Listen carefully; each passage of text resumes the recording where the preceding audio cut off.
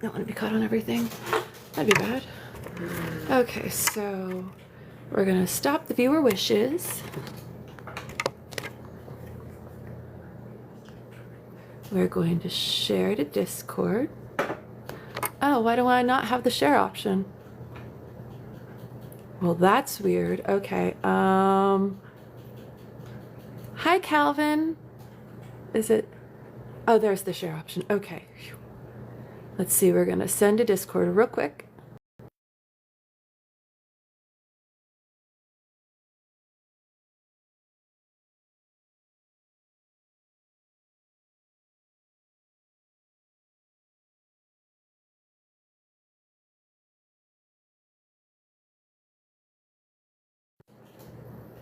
Hi, you all. Welcome in.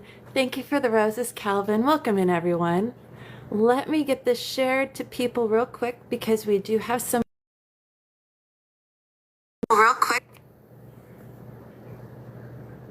But how are you doing, you all? How is everybody doing today?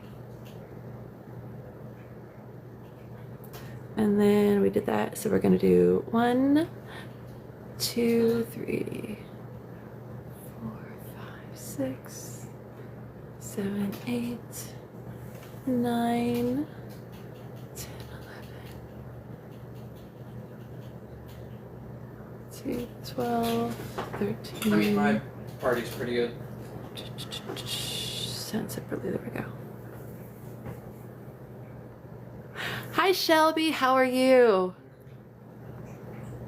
Let's make sure it's shared because once I invite you in, it won't let me share anymore on my side, which is really ridiculous. But okay, let me know when you're ready for the invite and I will invite you in.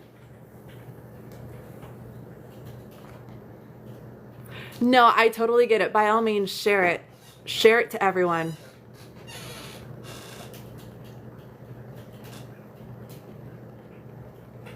It's 10 years since you graduated from high school, so you have your 10-year high school reunion at the end of August, early September. Oh, that's awesome. But dry skin isn't the ability of mine. So. There. Invite has been sent. Okay. Make sure the volume's all the way up. Okay. There we go. And we have video. There we go. Awesome. So don't mind me. I dressed up in cosplay today. Oh, okay. No, it's fine. It's fine. I like oh wait, this arm. Harry Potter, like, you know. And I have Muggle right here, but oh yes. Yes. It says Muggle in white ink, so you can't really see it, but it's all good. But you know what? I have tattoos. Like I have a Legend of Zelda calf sleeve. So I'm a nerd. Welcome to Nerd. Yeah, me too. Yeah, I didn't even Oh, I have 2 of those, but those are for my kids, so No. Well, I don't know what you want to call it, but these are all mine. Oh my gosh. I'll just switch mellows and mine. All the Pokemons, including the real life one. This is Somheim. Oh. Yeah, I'm so allergic to cats. They're so cute. I think she's the one who's had a runny nose because there's snot on my couch. Oh. And then I have another one laying right here underneath my leg. Oh. Yeah, I got here. Let me see. How do I do this? I don't get on this a lot. No, you're fine. Like there we go. Organized. Moving everything so it's in the Got 3 big dogs. Meek, Bibby, and then Buddy. I love it. Hey Rock, welcome in. See, I got 3 cats. Oh, I had 4, but the father of my children has the other one. So, you know, we split up. So it's fair that I have 3 dogs and, you know, just women can do anything. It's fine. And well, even though, you know, Somheim and 4 are his lap cats, they're my cats. He tolerates them and loves on them every chance he gets. He loves the cats. He just won't admit it. Thank you for the heart, me Rock. No, I love that. And thank you, first of all, thank you so much for agreeing to do this and coming on and having a conversation with me. I appreciate every last one of you that said yes. Oh, well, thank you. Yeah, I'm excited to be here. Thank you for inviting me. Yes, we women can do it all, and most times we have to. Yes, it's not fun. Like, I'm the big sis. Like, I'm the oldest, so they're just like, you got it, girl. I'm like, no, I don't. It's one of those, you know, They want us in our soft feminine energy, but they don't actually give us an environment to be in our soft feminine energy. And then they want to be angry at us for stepping up and being like, fine, if you ain't gonna do it, we're gonna fucking do it. Yeah, We're the men, exactly. we're supposed to. Well, you haven't Then been. do it. Yes, I read this book called Fair Play. Oh, and then we laid everything out on the table. Like I cut up these little cards and I was like, here, we're going to actually divide it up equally. Oh my God, he flipped out. He's like, I can't do all of this. I'm like, who do you think's doing it? I'm like, who do you think's doing it? Right. And well, I'm thankful I found a partner because I have fibromyalgia. He's seen me go from not being able to vacuum a room in my house to being able to vacuum and do laundry and do this and that. But I still have times of the year, especially in the winter, when I hurt and it's like, babe, I'm barely shuffling around the house and he doesn't say anything. He just does the chores. He does it all. And because he knows when I can, I will do more than my fair share. But when I can't, I need him to step up and put in 150% of 100% because I'm always putting 100% of whatever I have. Yeah. So it's one of those, I got lucky. I married him 8.5 years ago. We've been together 14, almost 15 years. I'm never letting this one go. He told me, I got two options, me or death. That those are his options. Hi, Ethan. Welcome in. So, y'all see Eric Trump invested one. No, I haven't seen anything about Eric Trump yet. Hi, Juan. Welcome in. Welcome in, Casey Millie. Yes, I don't know. I just don't do it. People don't. I guess I could go live. But I don't know. I just don't know what to talk about. I feel like I can talk a lot, but I And here's just the thing. The best thing about going live is just start sitting there and randomly pulling out data about things and just start randomly spouting off until somebody stops and then have a conversation with them. That's how I started doing it 2 years ago. Oh, okay. All right. I guess. Started with my crochet and I just crocheted and would talk about random topics until people stopped and engaged with me. Okay. Yeah, see, that's the part that I struggle with, like reading the comments and engaging back. Believe it or not, and most people wouldn't realize this, is I actually have extreme social anxiety. Like meeting people in person has been very, very hard for me. And doing what I do, you wouldn't think I'm a shy person. Oh yeah, no, I really am. It's taken a lot for me to get the gumption and the confidence to where I am now, to the point where my personal business is succeeding because I finally have the confidence in myself to go up to people like, hi, I'm so-and-so. Let me be a vendor at your event. And they're like, okay. I've always had to talk to people. My dad made me. If I wanted something off the TV, I had to call at like 6. Can I have the rainbow paint thing? Here's the credit card or whatever. Maybe it's check. I don't even know. Oh, Eric Trump sunk 1.1 billion into a country drone company 11 days before the war started. I didn't see it. Live all the time. It's not easy. Gumption. It is. I will be the first to tell you, none of this is easy. It's terrifying to put yourself out there and be like, hi, I'm so-and-so, and yeah, nobody's following me yet. And I even have a video pinned where, oh, you have 8 followers or 13, 5 people in their viewing. And okay, that's 5 people who have decided to stop and have a conversation with me. And maybe one of those 5 people I can help educate. And maybe that one person is what it takes to spark a revolution. You never know when you are going to be that voice that sparks it, or when your voice is going to be the voice that sparks somebody else to spark it. Yes. You never know what that chain reaction is going to be. I heard somebody like repeat something that I said to them that I read in a book, and I was like, oh, and it was like a different setting. It was like she integrated it into her life, and I was like, yes. So that's kind of why I've been so active on social media. Like I don't know. I like lost myself for like 6 years and I didn't really post and I was unhappy and I didn't like myself and what I looked like. So I've just been sharing it all to inspire women because we're the first generation that can literally tell men to fuck off. So and we can, and we do. Oh, the amount of times it's like, nah, fam, I'm good. Bye. Yes, literally. I'm good. But that's just it. Well, that's part of what I do is I have fibromyalgia, psoriatic arthritis, osteospinal stenosis, spinal column narrowing. I've neck surgery twice. I have a lot of health issues. So part of what I do is the last 10 years, I have actually been focused on my own health. I've gone from 247 pounds after having kids to a healthy 135. I went from not being able to stand for 2 minutes, walk a block, vacuum a room, to I'm a licensed massage therapist. I spend hours on my feet every day. Now, mind you, I go up and down at my leisure. So if one of my body parts starts hurting, I can adjust myself so I'm not in pain. But that's perfect for me. And people are like, oh, well, you should have 40 hours a week. And this is what the government's told me, my state government. They would prefer for me to work 40 hours a week at a job making $10 an hour than working 20 hours a week at a job making $40 an hour. Why? They would rather me make half the amount of money and work twice as long, because that means I'm more productive. No, it doesn't. Not at all. Do you know what I do? I work on. Yeah. Dude, like one of my hours is worth 3 hours of office work.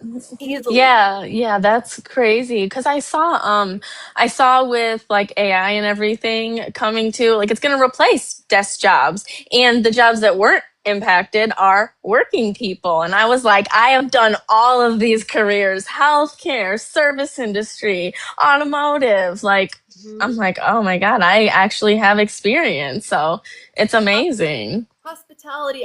My first job, I worked at a grocery store at 16. I am now 41. That is what, 25 years of customer service experience. That's client facing. Oh yeah, no, I know how to talk to people in the right environment, when I feel like I'm in control and I have that confidence, which I do now. So it's one of those, my field. Oh, there is no way to replace what I do with AI or robots. You cannot replace a licensed massage therapist, somebody who works with their hands to heal your body, with a robot. Yeah, you can't. No, that would be too dangerous. Like, in the automotive, like, I see the robots. They would like spray stuff on the cars, and it's scary. It kills people. People die in the factories. Somebody just, well, she didn't die due to that, but she had like a heart attack, and they couldn't get somebody out there fast enough, so she just died. Yep. They have the robots armed things they're going wild and attacking people in the factories. Yeah. No, I was reading about that last night, because last night I saw the video of the AI robot with Melania and what's its name, Figure 3 or something like that. Yeah, I don't like that. Put in our classrooms to teach. Yeah, I'm okay. We're supposed to be more patient, and I'm like, and they're supposed to teach critical thinking. How? Yeah. Like, how? Please explain all this to me, because no. Just teach kids to read. Just actually integrate it. Don't teach them all this dumb, unnecessary stuff. Just focus on yourself and like teaching them. You could actually increase the reading average for all the kids. Actually test them all for dyslexia. My daughter has it, and she will finally be tested going into middle school. We've had this long to just get people to hear us about her ADHD. She's 10. She'll be 11. She's been struggling since day one because nobody has been willing to put any effort in for her. But my son, by second grade, he was on an IEP and he was getting help. That's so crazy. Gender biased. And I wish I were joking, but it's gender biased against girls. They don't. Because they don't want them to succeed. Yeah, and they just don't know anything about us. That's what my lawsuit is about. So we want to talk about it. It's just we can bring that up. So basically, my lawsuit is to get money out of politics. Yes, I'm doing it in a way. I'm doing it in a way nobody has before. And it's because women have been held out of everything. And it's just a unique perspective. I went to law school and I was about to graduate. So like I have most of the education. Like I did all the main stuff first, because that's what my dad told me to do, is like get the hard stuff out of the way. And that's what I did. I did trial practice, litigation drafting. Like I did it all. We did legal research for a whole year, like taught us how to read it. And I hated it the first year. Oh my God, I had no idea what I was doing. I felt so stupid, but they just kind of beat you down like every other industry. They want you to feel like crap. But okay, anyways, back to the lawsuit. You're not wrong. Not wrong. There's very few industries that actually want to build you up. Mine was one of those, but that's a rarity. And I know how rare it is. Yeah. Colleges. I know how rare it is. They just... No, I don't want to talk about them because they just make me mad. So it's a trigger. It's still a trigger. But basically, I am trying to sue under a constitutional claim. No money involved, just I want to deem something unconstitutional. What I want to deem unconstitutional was a case from 1976 that equated freedom of speech and money. That was the year. So I was like thinking about it as a woman, and I'm just like, they couldn't have bank accounts for like 1974. I'm like, I didn't even know about the 1988, like the business loans. I didn't even recognize that or realize that. So then I remembered the 1974. Then I thought like housing discrimination against moms, like just saying, oh, I'm not going to rent to you because you have kids. That wasn't even deemed like illegal until the 80s. And I was born in 93. So I'm just like, that is not that long ago. And then like, before that, so this is a little other topic. That's how I was humbled. How I was humbled that I was like whitewashed with American history. I was going to college and like learning in 2017. Like it's not even that long ago that I learned, but yeah. So American history is so racist and it just pisses me off. But anyways, so basically women couldn't vote, or black women couldn't vote until 1965. White women 1920. In like 1870, there was case law, and it was a judge saying that a woman's task is a benign, or a woman's job is the benign task of mother and wife. Like that was literally what a man said about women. And that was the law that was upheld. And then they weren't allowed to be attorneys, or they weren't allowed to vote, it said, because your citizenship didn't equate like your right to vote because you're a woman. Yeah. So I am arguing that it's unconstitutional, because how could you have withheld more than half of the population from contributing with like getting money, obviously capital, and like performing in civic duty? 40 women got into politics before like I think 1974 only because their husbands died. Yep. So it like went to them. Yep. So I was just like, that's literally still men being the leading way to do it. So if you're a single woman, you're screwed. Yeah. So I'm just like, this is crazy. And I was looking up just to see if it had ever been done, and it hadn't. So I have to do it right now because I'm a candidate. So I'm trying to deem it unconstitutional so that money doesn't equate freedom of speech, because that's yes, and that's what the evolution, that's what happened. Like it's crazy to think about. And then Citizens United, what everybody talks about, is the extension of it. So it says that corporations can spend an unlimited amount of expenditures on advertising for political candidates as long as they disclose that it's paid for by them. So now I was like, oh my God, that's why they do that. I was like, yeah, I just, it all just is connected. And if you sit and think about it and analyze it, like we learned in law school, yep, you can put it all together. And I know it sounds so crazy, like, everything's connected, but it really is. So connected, okay? Let me tell you, and then I can tie everything going on in the world to your body and why you feel like shit and why you feel sick. Because believe it or not, being stressed out about the political environment will make you sick. Yep. It's great because everything's somatic as well, and that means everything's stored in your body. Yeah, I remember reading about intergenerational trauma. I think it was like 2020. And then that's when I like really thought about it. I was like, oh my gosh, like people of color have like horrible generational trauma from like white people in our country. So I'm just like, all right, like, gosh, our people suck. It's like, and like, no wonder that there's like this feud against like just people in general. But yeah. You know what? Here's the thing. And it is cortisol. It is, and he got it right. It's directly tied to the cortisol, how the cortisol affects your brain, how your brain literally sits in a cortisol soup, and how that affects your cognitive function, how it affects you physically, how it affects you mentally. It really does throw in depression and this. It is just all derived from cortisol. I was like 30 pounds overweight because I was with the father of my children, and he's a good dad. We just don't. You're not compatible. No, we have different like upbringings, and like we have like good attachment styles, and we communicate and be besties, but just the way like we look at family is completely different. I have no one in my family that was together. So it's like, it's normal to me to split up, and he's just like, his family stayed together, and it's just, no, like if they're not happy, you gotta, because I lost 30 pounds leaving, like it was just amazing. I found myself again. So.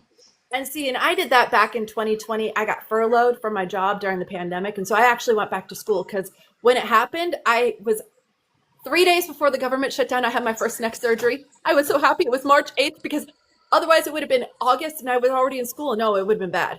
So what I decided to do is January 2020, decided I was going to go back to school. I was going to go back to be a massage therapist. The place I was working got 1 more year out of me and then I was done. And so I got furloughed and instead I just ended up getting paid to go to school, which was great. But I figured out who I was in that meantime. Turns out I like who I am. I'm a pretty cool person. I have all these hobbies and, things that I love that I loved as a kid. And guess what? I got back into them. I loved to cosplay when I was growing up. I love corsets, believe it or not. I love cinchers. They make my boobs look good, okay? Yeah. Okay. Yeah. We can say it. Okay. We're girls. It's okay. As women, we love them because of that. Yes. Oh my gosh. Yes. No. You rediscover about yourself, and then especially as you get back to being authentically you see how the world's inauthentic around you.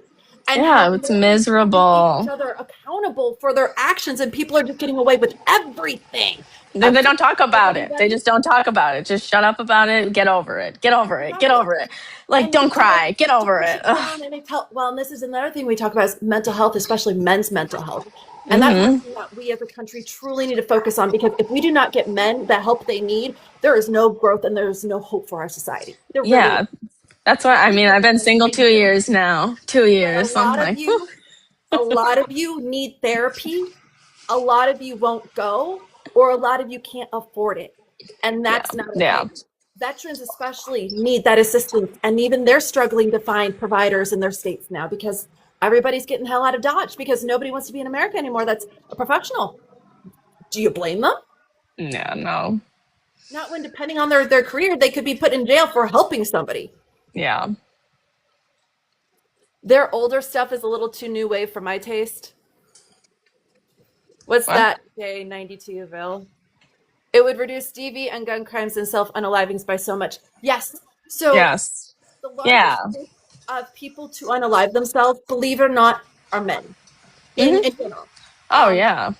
It's because they just go for it. It's so sad. It's military men, then teenagers.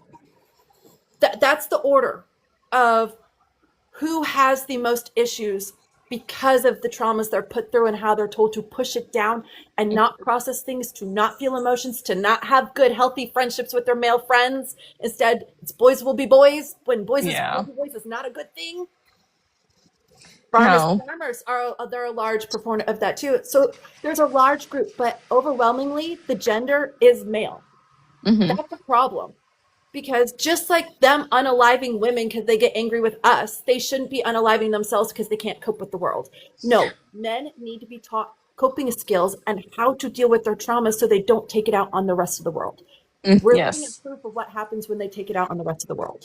Yeah, that's why I want to do education reform and focus on emotional intelligence, because that's the key to life. Once you can just get a hang of your emotions and understand them, you're good. Like, crying is healthy.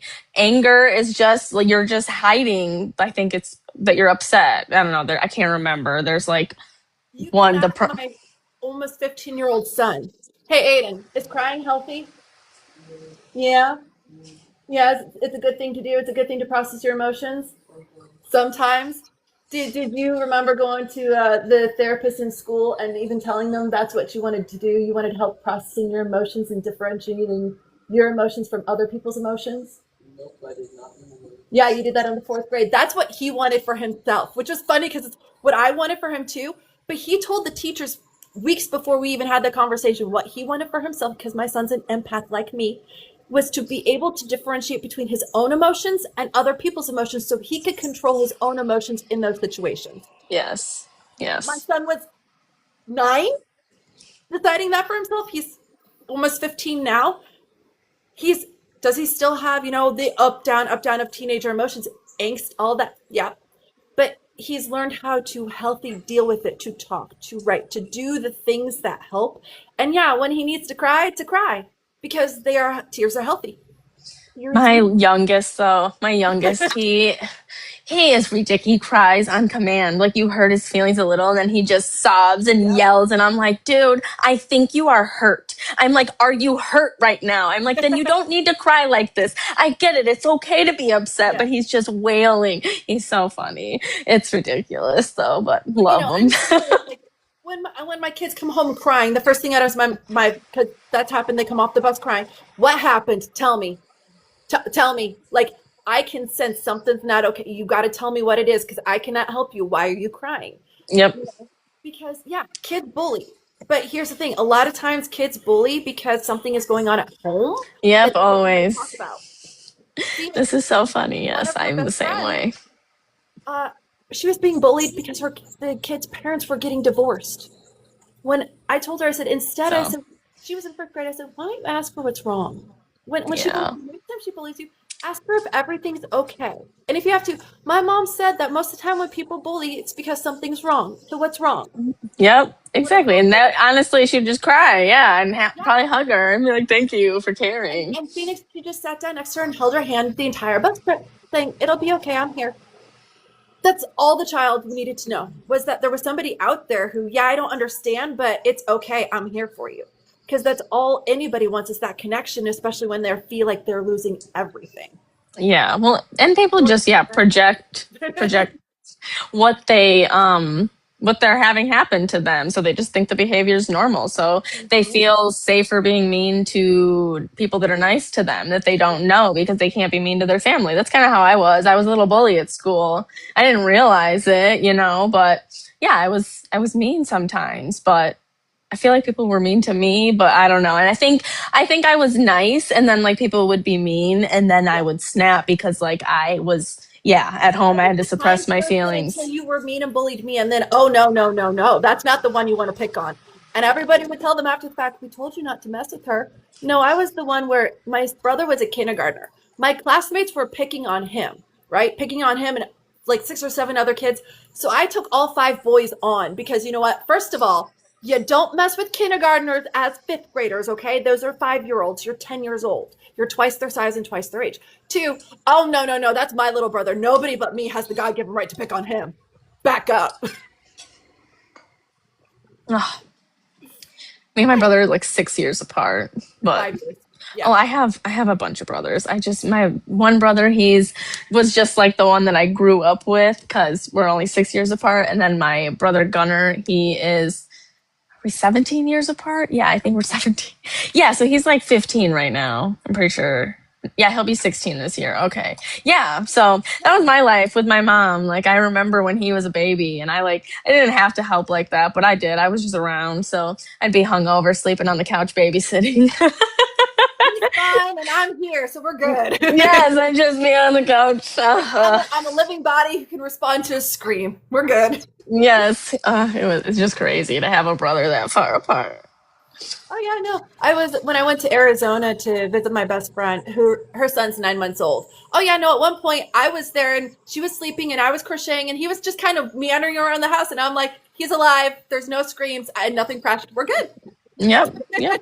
They're fine. There's no blood. There's no screams. He'll be fine. I've had 2 of these. He's fine. Yes, literally. Yeah. After the second. The scream I'm like, that's a teething scream. I told you last night when I was messing with his mouth, I could feel it breaking through. And then 20 minutes later, she finally sticks her finger. She goes, it broke through. I'm like, I told you. I know what the screams are. Yeah, with my second kid, I went into labor and I was in full on labor. Like, I knew I was. It's second kid. I had a C-section with the first, and then I was gonna try, but I wouldn't dilate. So I think he was a student. He was like, I'm gonna send you home because you're not dilating, blah blah blah. And I'd been there like crying for like 4 hours. I was clearly in labor, and then I was like, okay, I guess, like, all right, sure. And then the nurse came in and I was like, he's sending me home. And she's like, you are not going home. You are. I was like, get this baby out of me. And then, he got cut out of me. So, and then it was such a horrible experience the second time around, not because of like like just the experience, just the doctor, the difference in care. Like I had a really caring male doctor in Rockford, Illinois, and his name was Dr. Harb. He's the sweetest. Oh my God. And he did this tape thing to like glue me shut instead of staples. So, but this other guy, he did a C-section, and then I went to go like get a checkup or whatever. And he was like, all right, yeah, so you did a vaginal delivery. And I was just like, no, I didn't. I was like, you're so out of, like, you just don't care. Like, you don't even remember. Like, you just cut a human out of me. Did you not even look at the notes, or did you make the right notes to begin with? I know. I was like, oh my God. So it sucked. So the second time around, and then like when I was in the hospital, I think it's in McLaren in Macomb County in Michigan. But when I was in the hospital, like the nurses barely checked on me, and they like were giving me so much Norco. And like I'm a small person. I'm short. I'm like 5 foot. So they were giving me 2, and I was like, I said, lady, I think I'm hallucinating. Like, I see my dog over there. I was like, you don't need to give me this much. So, and then they like left me in the room by myself, like a lot. Yeah, I was pretty messed up. It was funny. My dog was in the room. I was like, oh my gosh. But it was really hard because it was just me and the father of my children out here. And we already had one kid. So then I was there by myself. And I kind of knew what I was doing, obviously, but it was so hard because they were just not paying attention. I literally went home like 14 hours later or something. Like I was like, I want to go home. Like I know how to do this. I was up walking around 3 days later. I was like, I am healing. So it was horrible. It was a horrible experience, but shout out Dr. Harb from Rockford, Illinois. Yeah, well, so when I went into labor with my son, when we got in and we met the doctor on call, I freaked out, and I started having a panic attack in like the labor room. And they got the doctor out, and when I finally got calmed down enough, my mom explained the reason why. That was the doctor who was my OBGYN when I was 19, who botched a biopsy and made it so I couldn't have any vaginal for over a year because of the pain. He also did my mother's hysterectomy and botched that to the point where another doctor had to go in and fix everything because things were prolapsing and falling out after he took her uterus out. And then, yeah, so he walked in and I freaked out because I'm supposed to give birth and he's delivering out. Oh, hell no. That man is never touching me again. Are you kidding me? So That's yeah, they crazy. got another doctor on staff to come be my doctor. So Dr. DePaul. And when he heard the story, he goes, okay. He goes, no, he goes, we won't let him anywhere near you. He goes, we will keep him away. You were fine. I'm like, oh, thank God. Because I could This is horrible. Why do we have such bad experiences? Oh my gosh. You know, and that labor was 24 hours because I woke up at 2 p.m. on the 19th and he was born at 2:05 p.m. the next day. And we could go into his biological father and how he took one look at my son, walked up, said it's not mine, walked out of the room because Aiden was born with black hair, black eyes, dark ruddy skin. I'm paler than pale and red hair with freckles, and he's blonde and blue-eyed, and we're both blonde. He didn't think that could be his kid. He looked just like me when I was born because I'm part Native American. Oh, well, and genetics like are just they're hidden. Here's the thing. It's just hidden. Our Native American does not show except for when we are born. My brother, my kids, my dad, all of my aunts and uncles, all of my cousins, we were born with black hair, black eyes, dark ruddy skin because we're Spanish, Italian, Native American, Irish. Like those are the 4 things. So then the Irish is dominant. So it just that's what you said. Yeah, that's why. Yeah. So for me, I went from being that to by the time I was 2, I was a brunette to by the time I was 13 and I hit puberty, a redhead. That's wild. That's how genetics works. And I was like, my dude, you can't just assume because he doesn't look like you at birth. By the way, babies don't look like anybody. Yeah, they're little aliens. Yeah, they're just not. I look back, I'm like, God, that thing was so ugly, but he's so cute. You know, they were so beautiful to us. They're ugliest things in the world. I look at my daughter's baby pictures going, oh God, I'm so happy you were so beautiful to me back then. And you're beautiful now, but... I know. I know. It's so funny. I looked like I was Asian. I have to find the baby picture. Like, it's so funny. Like, I had really dark eyes and just, I don't know. It was just different, but I have blonde. This is my natural. And then I have like hazel eyes, so. Oh, no, that's awesome. So I know you talked about that education is part of your platform. What else is your platform?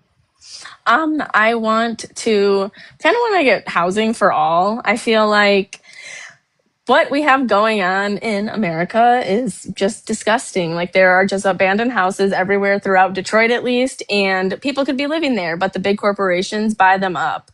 So I got a campaign manager and he sent me something from the Epstein files, and it was like that they were preying on Detroit, like selling it like an investment portfolio or something. I don't know. I didn't look at it yet, but that it's just it is what it is. So like big corporations, they gotta go, honestly. Like if they do bad things, they want to be considered people, they should be So let's put them in jail.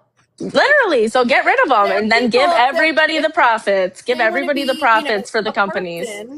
Let's split their profits between all the bottom level employees and put the corporation higher ups in jail. Yeah, exactly, let's do it. Let's do it. Like, exactly. So I'm sick of it. Like, there's no excuse. Like, Campbell Soup sued me, and it's okay. I got rid of it. I don't know if you saw that, because I did. Okay, yeah. So it was settled. It was all good. So I can talk about it. My name's Soup still. So they didn't win. I went to law school, so I knew what I was doing. I was kind of poking the bear. But oh crap, what was I saying? I got off track. We were talking about law school, Campbell, because the big corporations, them being people. Okay, there we go. So then after my lawsuit settled, that there was, you remember the poor people, how they were like, oh, this is for poor people. So I felt like that was their karma. But all right. So then I saw that since like 2018, they have been contaminating the water in Ohio. And I think that's just ridiculous. Like, let's shut it down. Why do we need them? Like, before that, but since 2017, here's the thing that happened is 2017, the Supreme Court overturned a law stating it was unconstitutional for them to fine corporations over $150,000 plus force them to clean up any chemical oils, all those kind of messes and spills, and be on the hook for the price of it. Instead, now they pay a nominal $15,000 fine, and they don't have to do anything.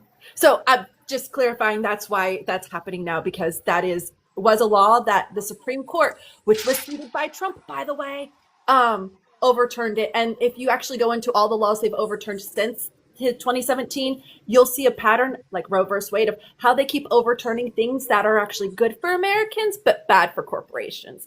Oh, perfect example, 2022, when they overturned the law that made it so that insurance companies could not enter into unilateral agreements with pharmacies. Hence CVS and how they have a unilateral agreement with Anthem Blue Cross Blue Shield. Just so monopolies, basically.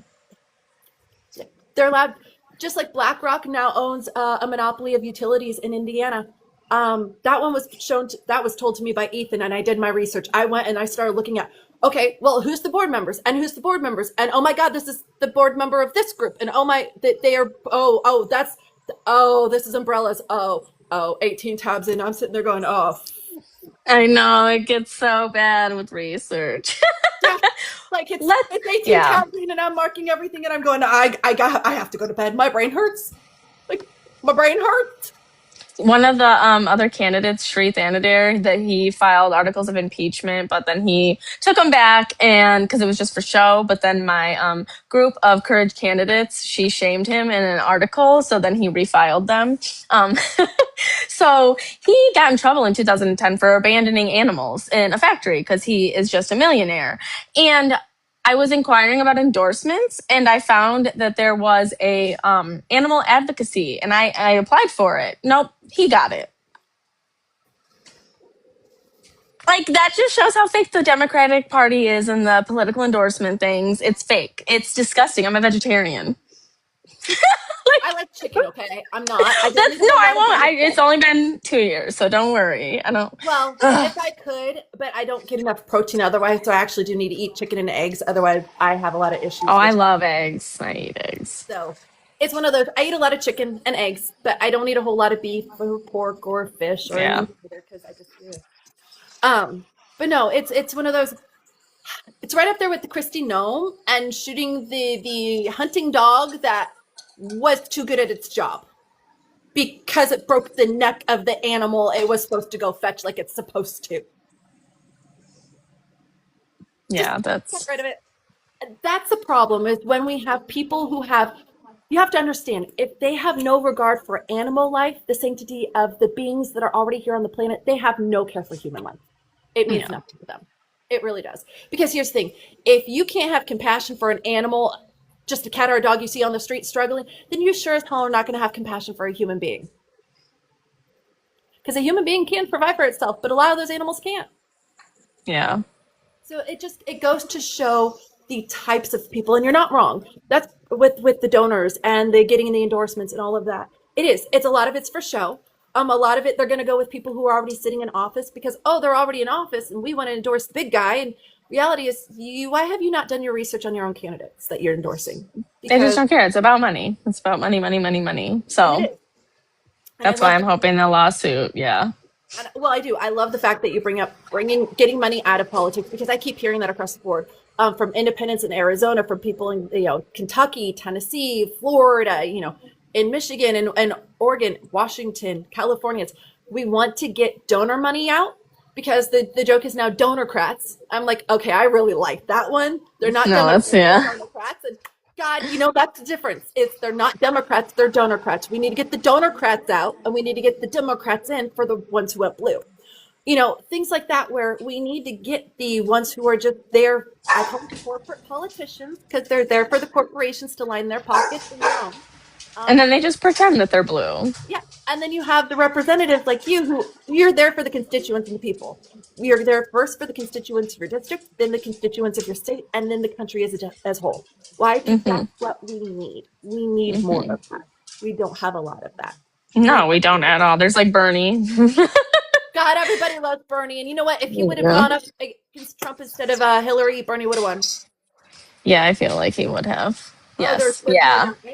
I know so many people who didn't even vote in that one who would have gone and voted for Bernie, and they didn't vote because they wanted Bernie. I'm like, I can't blame you. I went for Hillary just because she was better than Trump. And she's a girl. Girl power. Yes, that is part of it, but it's always been anybody but Trump. His opponent, I don't care who. Anybody but him, because 8-year-old me asked my grandmother why the Antichrist was on the front of the Time magazine when I was 8 years old, and it was Donald Trump. So I will go with 8-year-old me going, Grandma, why is the Antichrist there? Not knowing who the band was or what the Antichrist was, just saying random words. And she goes, and then, a few weeks later, somebody from the Vatican came out and confirmed I was an oracle. And then I was told never to tell anybody until I became adult. Otherwise, they would disappear me. And we didn't ask who they were. We already knew who they were. Unfortunately, that was in the Midwest, in Missouri, during the 80s and 90s, where all of those girls were going missing. Oh my God. Remember that from the Midwest where we're in the 80s and 90s, all of the girls were just going missing. They were just disappearing. They were walking home, and it was anywhere from age like 7 to 16. It was basically, and it come to find out, Life Touch was the one doing our photos. They basically set us up as everybody gets a photo, and then they just snagged the ones that were pretty enough. Yeah. Thank you for the heart, me. So, I mean, that's some of the scary stuff I lived with, because one of the girls that went missing, we were thinking she might be in the files. Oh. And it was somebody that was in my Girl Scout troop and I went to school with until I was 9. So it's one of those, I'm still waiting for names to be released to see if her name is in it. Why? I may never find out, but I wouldn't be surprised at this point. And that's the scary part is, okay, guys, Epstein files. Let's talk about those because, keeps Venezuela first and then Iran, and it keeps looking like he keeps throwing more wars at us and other things to kind of distract us from the bigger picture of all the incriminating evidence in the files that, well, if it was known to the public would hold him to account. Just like they have with Prince Andrew. I mean, when the King of England stripped his brother's title and arrests him and puts him in jail. Yeah. Yeah, that's exactly. They just don't want to see it. Like we said, just shove it down. Well, and it's just their generation. It was just in pedophilia. I don't know if I can say that on here. Pedo, whatever. I don't know how it works. But yeah, it's just disgusting. It's what our society, that's what it was. It's so gross to think about. Like, I just remember walking down the street, 14 years old, like having men like honk their horns at me. And it's just like, ew. Ew. My daughter's 10. I have taught her, and I hate to do this, I've taught her how to ugly herself up. She does her own clothes. Her clothes never match. She purposely makes sure she wears too big, too long t-shirts to cover her butt and thighs because at 11 years old, she'll be 11 in May, the girl already has a figure. She's got curves. And I'm sitting there going, oh, we are screwed. We are so screwed because she knows she keeps her hair ratty during the week. She combs it on the weekend.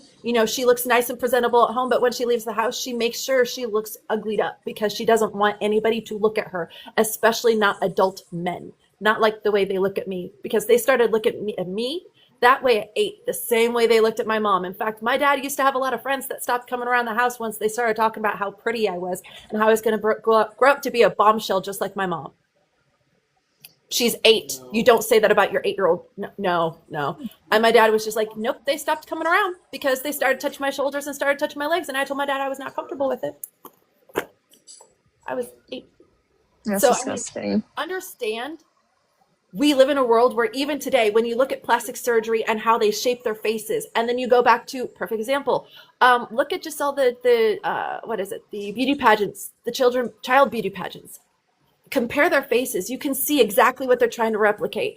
The orangeness, and it's called the Republican woman look, the orangeness of the skin, the mismatching of the tones, all of those things are done on purpose for those type of women to look more appealing to men who are actually attracted to children. I just don't even I don't want to talk about it. It's just the Marlo face, yeah. Like, I want to push it down. Gosh, it's just so disturbing to think about all of that as real. As a girl, it's just gross. And it just makes me feel so uncomfortable. But no, I'm not pushing it down like that. I'm not. I want people held accountable. Make us feel gross. Yeah, that's why. Because men have always looked at us that way, even if they never said anything. I get hit on more when I'm at the grocery store with my hair up in a nasty bun. I haven't washed in 24 hours. I have odor and sweats on, and I'm still getting hit on going, I purposely look like a fucking swamp hag. What do you want from me? Like,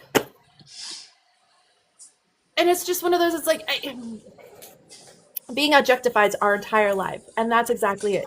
To this day, we are in 2026, and they are still objectifying our children. They're still objectifying teenagers. We'll bring up the ICE, okay? Immigration facility. Texas, the Blue Butterfly facility. That ties into all of this. It does. Because here's the thing.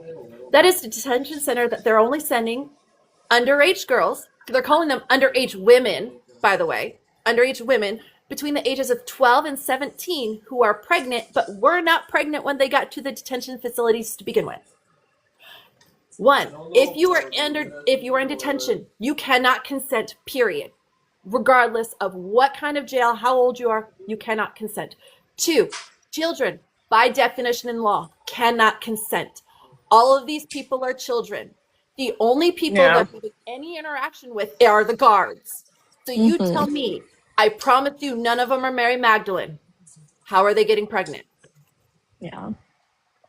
It's just so disgusting. I don't understand. Like Elvis Presley, it's just been happening forever. Like his wife was like, what, 14, 15?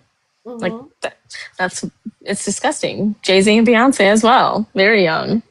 Yep. Tyga and Kylie. It's just... Then you have them, and you remember besmirching Michael Jackson's name after he passed, right? Talking about how Neverland was really this sex cult thing and blah, blah. Turns out, no. Neverland was supposed to be a reprieve and a respite for all those kids that were traffic victims. He was trying to save them. So y'all don't actually think he died of natural causes, do you? I don't know anymore. There's so many conspiracy theories. That's just it. Here's the thing is, there are so many conspiracy theories from when I was growing up that have turned out to be true. I know. I kind of believe them all at this point until you can prove me they don't exist. You know? Yes. Yes, exactly. Theory, the benefit of the doubt at this point. That's where we're at. Yeah, I'm going to believe that until you show me proof that it's not true. Because it's all turning out to be true. Yeah, like Wayfair. Right, Wayfair. Yes. How was MJ off? I mean, other than, I guess, his nose. But yeah, he botched him. Yeah, botched his plastic surgery. I'm going to admit it. But the skin condition actually was real. He had a form of allergy. Yeah. And everybody was just mean. Because believe it or not, I actually do have the same thing. I have spots on my body where I have no pigmentation when I get sun. And it is what it is. I only have a few spots. He was somebody that his entire body was pretty much covered by it. It does actually happen to people. It Oh, wasn't okay. skin bleaching. Offed by what? Propofol? Yeah. Vitiligo. Yep. Yeah. Yeah. Okay. So he was off by. You hit send too quickly. Okay. Yes. Yes. But that's exactly it. Y'all don't think that was an accident. Like that's what I'm saying is you Yeah. have to understand some of that stuff. Y'all don't really think it was an accident, do you? Oh, actually, wait, where's this piece of paper? What Hold is it? on. See, like conspiracy theories seem fake, but okay. So Diane Sayre is running for president in 2028. So she's an independent, and she said, "Is the Epstein class planning a new 9/11 to justify dropping a nuclear bomb?" So, and then there's these candidates, and I'm going to be on here as well, that have signed this because we're trying to prevent that from happening. Because I went to lunch with somebody. Man, I'm so bad with names. I cannot because I just talk to so many damn people all the time. Oh, we got a donut. So good. She's working on her campaign. She lives in Michigan. So we got coffee and she was discussing how she's been like in the movement since like the 90s and that they have like an FBI informant who like notified them that there was a terrorist type thing and they just didn't do anything. I love it. One thing, send the info. He'll sign it. Okay, yeah, go to Diane Sayre. It's on her website. So I Brittany love it. Murphy. Oh, I love yeah. it. So see, like it's I know it's crazy. Life is crazy. Like I have to hype myself up to the conspiracy real because like I just sound like a lunatic. But Oh, believe me, honey, it's I have been sounding like a lunatic for a while, but you know what? When it's real, I'll be crazy. I know this is so crazy though.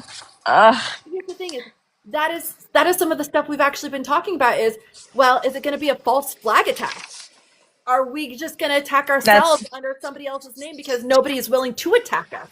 To start an international and their international thing, so we could be like, oh well, they attacked us, so now we have the right to go after this one too.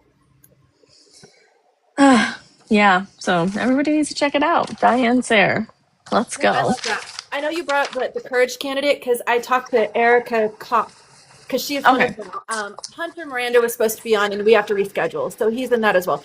So I like finding out that there's more and more of you that are part of that because I've been looking into it. I'm like, oh, I like this. It's a coalition of people who actually have a good head on their shoulders. Okay, Yeah. that's like the Yes. bare minimum of what we're looking for at this point. But y'all hit it. So, when I joined or like got asked, I like made my own little logo thing to like say that I was involved, and it got around, and she like questioned me, and because like just miscommunication, and she was like, "This is exactly the kind of response I want from a courage candidate. This is who I need in office." I was like, "Cool, all right." I was just like, "No, I'm sorry, like I didn't mean to overstep, but why would you want to not have me here?" I was like, I was just bragging. I was excited. So, Exactly. and I wasn't being a bitch. I was just like, I was hurt. I was like, oh my gosh, I almost fumbled it, but I'm here. No, and I personally I love that because it's all about you can tell who's dedicated because one of them, oh, his little logo, it has his county in it. His county is the shape of a duck. So when he went to the No Kings March, I even said something. He was wearing an inflatable duck suit. It was so cute. I Oh, loved it. that's so cute. Yeah. I don't know. I said, that is amazing. That is perfect. I love that because that kind of just shows to me that you really do care. Like to the point where you're in it. Like you're willing to look like a goofball to show people you really Yes. care and you want it. And I'm like, bet, I could get behind that because that's Mm-hmm. what we need is we need people who are willing to lean their entire selves into it and say, listen, I'm not a politician. I genuinely am just doing this because I see so much wrong with the world and I think I can help fix it. And if not, at least somebody who's better than me can help fix it. But that's why I'm running, is so Yep. that we have the best person in place to help. Doesn't mean that this is going to be the end of it for me. This is just step one, and that's where I'm like, okay, because there's a lot of people, we have primaries coming up. And I'm like, I still want to get you on, even if you don't end up getting the primary. I want you on to find out what your next steps are because I can tell just from talking to you, you ain't done. You're not finished. Yeah. So what Yeah. next? Because for a lot of you, this is just the start. It's the reason why you're getting in. And a lot of you are saying, you know what, I've never done anything like this, or I'm stepping into a new role. I'm trying something different. It's just crazy. I was like, I'm doing it and I can't back down now. I'm like, let's go. That's where I'm at, because before March, I was not an amateur political journalist. Now I am. But that's just it. We get, as I tell people, we get bugs at the roots, where it just means we get something in our rear that just makes us go. We just decide, nope, that's it. That is going to be the fire under my rear, and I'm sticking to it. Yep. And this, for you, it's Congress. For me, it's this. For other people, it's this. But I love it. I love seeing the fact that we're all willing to embrace that fire and go, because that's what we need. It's because we, like I always say, I want to live to work, not work to live. I want to enjoy what I'm doing, so at the end of the day, I can fall asleep with myself at night and not regret my choices. Yeah, I'm like, fine, I just have fun all day. I just feel like I have fun all day. I talk to people and just try to make the world a better place, as cliche as it sounds, but that's literally it.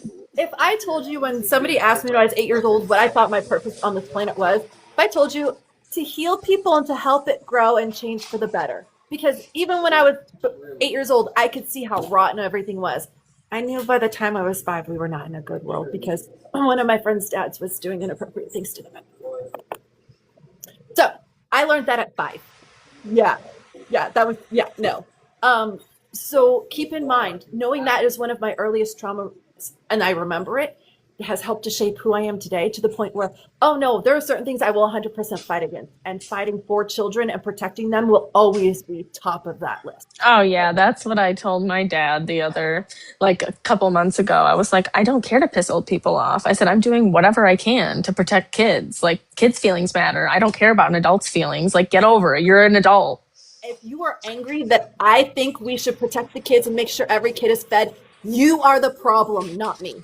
Yeah, he didn't say that, but I was just like explaining myself. Yeah. And he was just like, okay, because I said any bad kid is bad because an adult hurt them. And he's like, and I was like, or he said, not always, it can be another kid. And I'm like, well, yeah, but an adult hurt them. And he was like, all right, yep. So yes, he admits things, like when he's wrong. He's a good man like that. Social justice. So was my dad when he was alive, and I know if he were alive right now, he'd be so proud of me and a lot of women in this world, because he's always been a believer of, we've never treated our women right. We've always put them a step beneath where they should be, and they should be a rung above us. Because, he was Christian and Catholic, and he was raised to truly believe the man was the foundation of a relationship. But whatever he gave to a woman would amplify and then return. Perfect example. You give a woman a house, she makes a home. You give a woman spermatozoa, she makes a baby. You give a woman a bunch of shit, guess what? She's going to give you a shit ton in return. Yes. Just how it works. So it's one of those, he's not wrong. My husband is a perfect example. He has opted to be my foundation that helps me grow, so I can in turn look at him and be like, okay, what do you want to do with your life? Now that you've helped me get to the point where I have what I want and need, and the basis, what do you need? Let me help you. Because that's what it is. It should be give and take. It should be, the man should be the foundation for the woman to flourish, because if the woman flourishes, she can then around and make sure that the man has peace and happiness within his home. They actually applied the teaching to the Bibles properly. You'd be surprised how much better this world would be. But they got twisted to instead say, and mind you, gotta love the red pill alpha bros is what I call them. The ones who are sitting there going on and on about how women shouldn't have a right to vote, women should be in the home, that all the issues in our world started when women had the ability to have a voice in politics, all of those things. And it's like, the thing is, the issue is they're starting to warp the minds of the Gen Z and younger generations, the ones that are upcoming, the ones going through school, high school now. So they're warping these fundamentally malleable minds into thinking in a way that their masculinity is not toxic, when in reality it is the definition of toxic masculinity. Yeah. Yes. My love, will you make me more tea, please? So, that right there is part of the problem is, okay, social media is great until you have people who put out messages like that of misinformation. In China, they don't allow that. They banned it. Yeah. That you can't spread misinformation. Yeah. Somebody that's been like talking to me with my campaign, he just, I don't know, shoots me ideas. He stated, he's like, we all want to talk about like competing with China. Like we can't do it because our education system doesn't even match up. We're trying to dismantle the Department of Education and their education system is excellent. Yeah. So it's like they just want us to be stupid.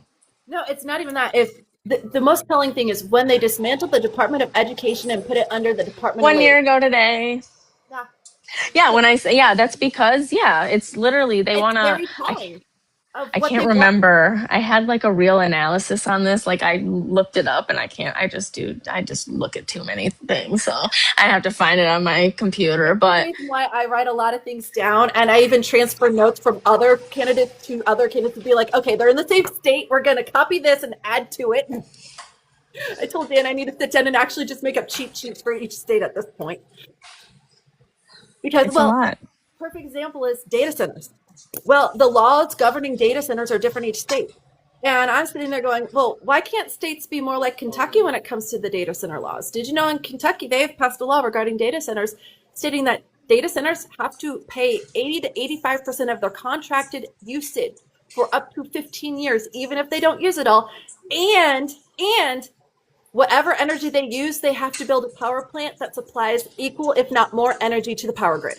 That's amazing. And exactly, they actually held them accountable because of the problem was back in the day that they didn't, that they allowed them to just like abandon their ideas and just say nope, and then they would just keep getting the tax incentives for it. So yeah, that's amazing, honestly. In Indiana, we have the problem where no, they get tax incentives, they get this, they get this, they get this, and the citizens are on the hook for the data center's energy usage. Meaning, Write it down, Juan. Write it down. I'm gonna forget. I'm all over the place. so for example, the people in southern Indiana, and Ethan can attest to this, have received notices letting them know that they have to conserve their energy usage.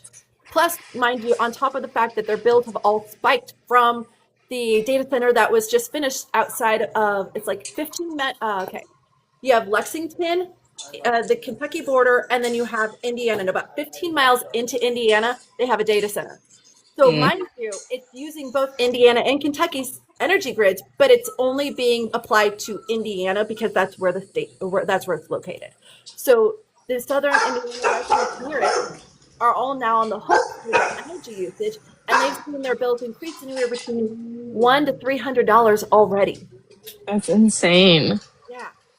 You know, and so they've been told that they have to conserve their energy or they're going to be experiencing rolling blackouts this summer. Like Nikolai Tesla wanted electricity to be free, and JP Morgan Chase and all of them corrupted this shit. It's so annoying when you know things. You can't forget it. There's so many things that should be free. I'm not sorry when I say electricity should be free, water should be free, housing should not be anywhere near as expensive as it is. And I know part of that, and Michigan's going through the same thing Indiana is, where since 2020, our housing market has increased by 42% in price.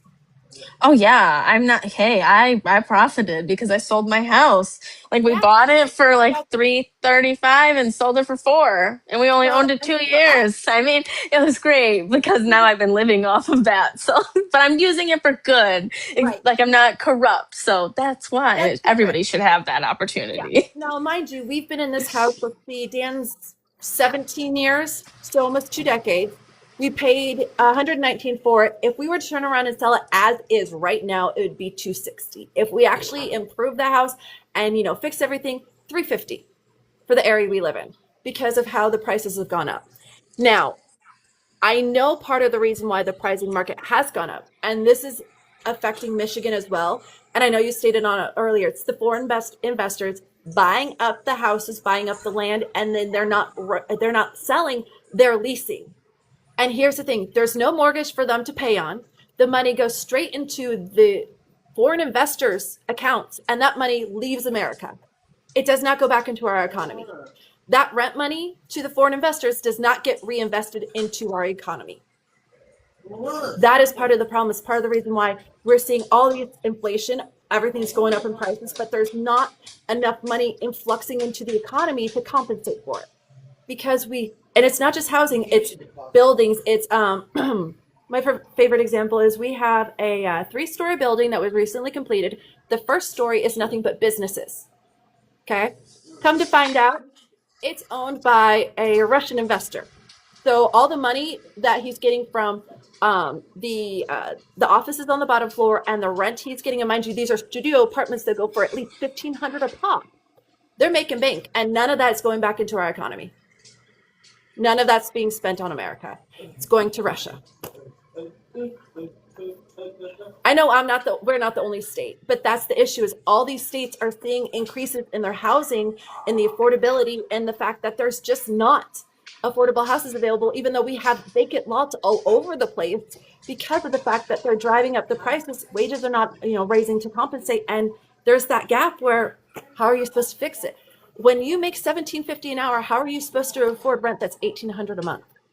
Yeah, well, not affordable housing. Public housing, when it was created, it was for jobs. Like, it wasn't even like poor people. Like, it was literally just to help the community. And people have stigmatized all of the public services because the corporations want you to work. Like, they get all of the like incentives of no taxes, but we just have to buy cars, drive to work for them. It's literally just modern day slavery. So it's just rich versus poor now. That's all it is. It's modern day slavery slapped with the pretty name called capitalism. Yep, literally. That's exactly. My ancestors, okay, the Irish part of me. So it was the Irish part of my ancestry that had a kid with the Native American part. How is that? So the Irish part came over as indentured servants. And if you know what those were, they were white slaves. They were slaves with a pretty name that lived in the master's house, but were still treated absolutely horrid. They earned a wage of let's say it was $1 a week, but they also owed $1 a week for all the clothing and the food and the housing and everything else because while they got paid, they also had their pay taken away because, they had to pay for other way, right? That's how the kings, that's how the kingship was and stuff. They everybody had the land, but you still had to pay them for it. Yeah. So it's one of those it's been incorporated, the slavery, so many different ways under different pretty names, but it's slavery nonetheless. Now we are just slaves to corporations instead of slaves to kings or slaves to masters or this or that. Yeah. Now we're slave to Target or Walmart or this big corporate entity instead of an individual person. Just slavery with a different name. We're given the ability to think we're free because, we're allowed to have houses and we're allowed to have this, but we have to pay for everything we get. There are no handouts. It doesn't matter. But that's just it is. So Indiana, the Sunbuck program, that's the federal grant money that we get from the state each year to feed the kids over the summer. I know Michigan, every state has something like it. Indiana decided this year they didn't want it because the paperwork is too much of a hassle to fill out. And I wished I were joking about that one.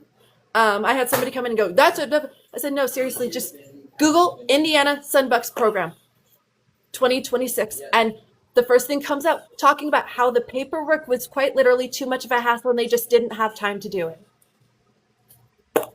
That is literally your job. Is to do it. But you didn't have time to do it. Yeah. Yeah, people who don't do manual labor don't get it. What? And for the people who don't know how much you get, okay, I'm going to tell you. The Sunbucks program, it's for 2 months. It's $120 per kid. Okay, let's break this down. Okay, that's $60 a month. That's $15 a week. That's $3 for 5 days a week to help make sure the kids are fed over the summer. But they were too stingy to even help us with that. That's the issue and again, it's not just Indiana. We have these lazy representatives all over the place. We have in Arizona, a perfect example where, Lamborghinis and Rolexes only account for 1% of the empowerment spending, fund of what they paid out. Wait, you're confirming, Miss Yee, that you have paid for a Lamborghini and a Rolex through this fund in the last 2 years. There's a reason why they won't release the 2025 list of how the funds were allocated is because it's on there. How can you justify a Lamborghini? Yes, you can write off any car. How can you justify a Rolex? because that business probably attire, just literally work clothes. So yeah, I took tax law. It's just a bunch of dudes writing laws that benefit them. Like, I know it sounds so stupid, but it really is. They're just like, oh, how can I benefit myself? Like, let's Yep. just change this. Oh, you can do this. And then there's something with homes. I don't know. It was crazy. It was just a fascinating, like, learning how corrupt the world is in law school. And you're like, oh my gosh, let's dismantle it. And mind you, I didn't go to law school, but I do have 3 degrees. And do you know about I just Harvard? know how to do it. Like, that's what I'm saying. Like, I know systemically how to do it. Not that I know more, just Right. how to, that But part. Yes. Like, oh, see, and that's part of what I'm going back to school to learn. So I re-enrolled at Harvard. What they are doing is their direct response to Trump's administration last summer, telling them to change the curriculum and taking all these things out and basically not teaching the true history of our country and the world, was to tell them, F you, 2 middle fingers them up. We're going to make as many of our courses free online to the American public as we can. Take oh the yeah. get the I information, forgot. and then if you want a certificate when you're done, it's $150 to put us on your resume saying you completed this course. $150 to have Harvard business law on my resume. So I'm going back to school for constitutional law, civics law, their medical ones, and they actually have ones for political journalism on there now. They have almost 200 different online courses available for free at Oh Harvard. wow. Oh wow. When I say they are making them all available, I'm not joking. In December, it was 70. In the last 3 months, they've released 100 more classes. And I gotta look into this because I only needed, well, if my lawsuit gets settled the way I want it to, I'll have 67 credit hours in law school, and all you need is 90. So I literally had 23 credit hours left. So if they have something like that, I don't know if you can do it like that still, and it counts, but I have to. Does it hurt to reach out and ask? No, that's what I'm saying. I'm gonna look into it now. And that's what I tell people is, listen, does it hurt to actually further educate yourself and become unignorant? Because, my dear, this is to everybody out there. Ignorance in this world is not bliss. It's not. Yeah. It's to be non-ignorant and to be educated and to know the truth. But guess what? It is better to know the truth and not be ignorant than to be the ostrich with your head in the ground. And then when you finally look around and going, how did this happen? Well, you helped create it. Yep, but just pushing it down, acting like it doesn't happen. Yep. Everything. It just all stems from that. Just talk about it. Mm-hmm. And that's why, just for me, I keep talking about spreading knowledge and awareness. And yeah, we keep talking about some of the same topics, but that's because it's the same in every state, just slightly different perspectives of how it's affecting everybody. Bye, Juan. Take care. So healthcare. And I wasn't sure if you were one of those people who's healthcare for all. Yeah, I am because I had like everybody here discusses how it's like the big three, UAW insurance, and like it's good. We don't. I work because I worked at Chrysler for 10 years. Don't have to really pay a lot. It's $5 for prescriptions. Like some things aren't covered, but it's like rare. But I have like state aid now because I'm a mom and I have to stay home with my kids. So they provide it to you, while you're that. So I have it and it's better. So that's what it would be for everybody. I don't have any issues. You can get rides to the doctor. Like you can literally schedule it and it's covered under your health insurance. There's so much that's covered. And then they just shame for public services because we're poor. Yes, I am poor. Yes. Y'all are at this point. I'm sorry. If you're not part of the 1%, you are poor. Yeah. I don't care how much money you have in the bank right now. If you are not making more than you can spend in 10 years, you are poor. Congratulations. Welcome to the club. Because however much you're making, I promise you it's not going to be enough if it keeps going the way it is. But no, so one of the things I was going to say is because my son, so he's on Medicaid, even though the rest of us aren't, because his father is a vet and is supposed by law, by the custody order, one of the only things he's supposed to do is pay for his health insurance and doesn't have health insurance on him. So I have to cover it, which means the state has to cover it because he's a vet. So my son has Medicaid, which every year I have to reapply for. I have to give him my pay stubs proving that, I'm not making $200,000 a year. I'm still making, $50K or less, just so my son has full health coverage. But that also means his orthodontics, his braces will be covered. It means that his dental care is covered. It means that if I can find the right, glasses in the eye doctor, his eyes are covered. Things like that. That's what I want and they need. It's not, oh, we get all this and this is, no, when he gets sick, it's covered. If he needs antibiotics, it's covered. Otherwise, his annual is covered. He's a pretty healthy kid. That's great. But the whole point is to have it in case somebody's sick. I went a long time without health insurance because I couldn't afford it. The only reason why we still have it is because my husband, he works for a union and it's still affordable because we are part of a union. Yeah, exactly. We probably wouldn't have health insurance because we couldn't afford a $2,000 to $3,000 a month increase in premiums. Yeah, it's just crazy. I don't know. I'm a brat. I've had UAW and negotiated insurance my entire life before I came out the womb. My grandma worked and retired from there. So it's literally my entire life. I've never went without. So I don't know. I have that privilege and I can say that. So I can't imagine what other people go through. Like I don't know. So I don't want anybody to have to feel like that because I don't. And that's a privilege. It really is. It is because as I can tell people, oh no, I've lived out of my car.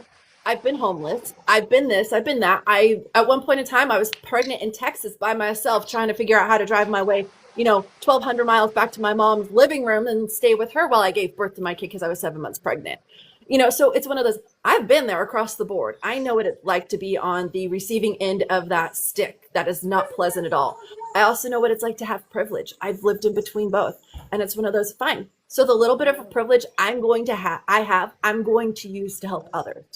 Mm-hmm. Why? Exactly. I know what it's like to not have privilege because I'm a woman. I know what it's like to be put down because I'm a woman. I know what it's like to be pushed over because I am a woman. And literally to be told the only reason why I didn't get the job is because they wanted a guy for it instead of a girl. I was actually more qualified. I had more experience. I was more knowledgeable. I would have been 10 times better at it, but they gave it to him because he had a ding-a-ling swinging between his legs. My first job, he said that they hired me because I had brown hair then. I was a brunette and the other one was a blonde. Like, objectified. Yep. As a 16-year-old. Just because of how pretty my smile was. Now, mind you, this is the same job where I was in an accident when I was 18. I fractured my upper jaw. I'm scarred here and I've lost my 3 front teeth. When I finally came back to work after my accident, the first thing out of the manager's mouth was, God, your smile was your prettiest feature. Too bad you lost it. I'm pretty sure all of those. That's what you tell an 18-year-old that just was dumped by her boyfriend because he took one look at her and called her a monster and told her the only reason why he was with her was because she'd been pretty and she wasn't pretty anymore. Yeah. So like I said, I've been there. But it's one of those, I know what it's like to be objectified by men. I know what it's like to be objectified by women. Yeah, that happens too. So it's one of those, when you've been on the receiving end, you know what it's like. So therefore you fight even harder because you know what? I don't want my daughter to ever go through half the shit I've been through. Yep. Well, I don't have a daughter, so I got 2 sons, but they don't go anywhere. They're happy with me. They like to be home. Same with their dad. They don't, because we're not mean to them. We actually enjoy them and we let them be kids. So exactly. That's what my children. Daughter, she called at 11:30 this morning going, Mom, is it okay if I stay the night at Abby's house again? I'm like, do you have clean underwear? She goes, yeah. I'm like, are you sure? She goes, yeah, you know how you always make me pack an extra outfit just in case? She goes, I packed an extra outfit. I'm like, okay, cool. I don't care. Go have fun, child. I just want to make sure you had underwear because if you didn't, I was going to have your dad come bring you clean clothes. But that's just it. As kids, I don't want them to grow up too fast. Yes, I'm trying to educate them. Yes, I'm trying to guide them as future adults. But at the same time, I still want them to be kids. I don't want them to have to be, parentified like I was at 13, raising a little brother because my mom and dad were fighting and my mom went back to work. So nobody else was home at the evenings. 2 days a week, he watches her for about 90 minutes until one of us gets home. That's it. And it's quite literally, please don't be the parent. Just make sure she doesn't get into anything and doesn't set the house on fire. Because that would be my child. Oh, what's this do? That was me, okay? I got banned from doing experiments in my mother's kitchen after I blew it up one too many times. We were still finding peaches in vents years later. We have no idea how the peach hunks got in the vent to begin with. My friend accidentally didn't put water in her ramen noodles when she put it in the microwave and started a fire. So her dad didn't trust her to cook. And like, I was very independent. So I'd go over there and I'm like, I'm making mac and cheese. Like, you're not telling me I can't do this. Right. I do this. So just because she did that, but I think I'm gonna go because I'm hungry and yeah. No, but it was nice talking to you. This is a long one. I don't think I've ever stayed on TikTok live this long. So, This is usually 90 minutes to 2 hours is usually what I allocate for the interviews. And so what we're going to do, because I'm not even done talking to you. I have okay. Oh, okay. I didn't know that. Well, that, and I want to find out more about the lawsuit and get more in depth. Because Okay. so usually the first interview, it's more of a get to know each other. Like tell stories, Okay. kind of touch on the platform, but get to know who you are as a candidate. Because here's the thing is, we're tired of not knowing who our candidates are. We're tired Yes. of not knowing who they are as people. We don't want another Christy Nome who it turns out you're good on paper, but in reality, we have a 20-minute conversation with you. You can't keep it up. And it turns out you killed your dog. None of us want that. Yeah. No. That's So it's what I have learned is by doing longer interviews, it's a lot harder for people who are inauthentic to keep the mask up. So that way we have an easier time of figuring out who our candidates really are and what they want from us in order to support them. Because a lot of it is, I tell people, I get it, we're all struggling. If you don't have money to donate, that's cool. Go to their websites, volunteer, because volunteering really does help. You'd be surprised. We're making 10 phone calls or knocking on a few doors or just going to a rally, how much that helps to support them and actually get more voters in the door. That's what it takes. That's what we'll do. So yeah, no, like I said, I will have you on again because this is fun. okay. Oh yeah, we had fun. We talked about everything, so that's why I'm authentic. I talk about uncomfortable things, so you can see that I'm just a real person. And then I'm like exaggerating, like yes, she gets it because, and I'm a very expressive person, and I love it when I come across other people. Hi, Robert. Who come in who are expressive and who are willing to just be themselves and laugh and joke and yeah, okay, some topics are going to be uncomfortable and nobody wants to talk about it, but Epstein files, we got to keep talking about it. We cannot let certain things get drowned out.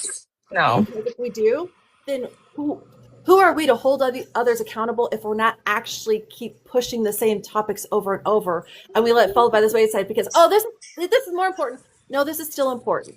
We got to talk about children. Yeah, and we just need to put these people away. So yeah, totally agree on that. I'll talk about it. I didn't want to hear all the graphic stuff earlier. I'm just like, oh my God, I can't deal with. I'm a girl. I know. I have been objectified. I've had horrible things happen. So I know it's not a great thing to be. No, but sometimes, a lot of times, in order for other people to admit that's happened to you, you have to be verbal and say, "This is what happened to me." Because then other people will be like, I have a similar story. Great, tell me. Because here's the thing, I hate the fact that we bond over it, but it's easier to find a common ground sometimes when you both say, hey, listen, I've had this horrible stuff happen to me. Okay, great, we have a common ground, and now we know where to start fighting. Kids, we protect the damn kids. Yes, literally, that's it. That's all I care about.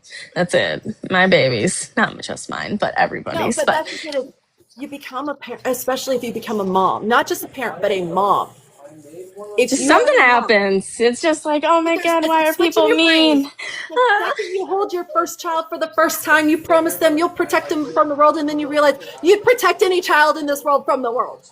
Yes. It just happens. But yes, you go eat. I will get with you once I finally have a copy of this downloaded and get it over, so that way you can use it on your social media as well. I can't talk. Okay. Oh yeah, shit. I forgot. I do have a meeting with them at 7 too. Okay, yeah. Or wait, maybe it's 8. I don't remember. Okay, it's one of the two. But okay, well, thank you. Yes, it was nice meeting you, and I had fun. We will do this again soon, my dear. Take care. Okay, all right. You have a good night. Well, welcome in, everyone. Thank you all for coming in and hanging out. That was Shelby Campbell. She is running in Michigan. She is running for their Congressional District 13 for the House of Representatives. So I am going to call it a night. We had a really good evening. I'm going to try to live stream after work tomorrow. We will see how that goes. Otherwise, I will definitely be back on Wednesday, April 1st at, I want to say it's 5 p.m. Let me double check that. 4 p.m. 4 p.m. Eastern with Ethan Watch-to-Look. So I hope to see everybody there. Much love and take care, my friends.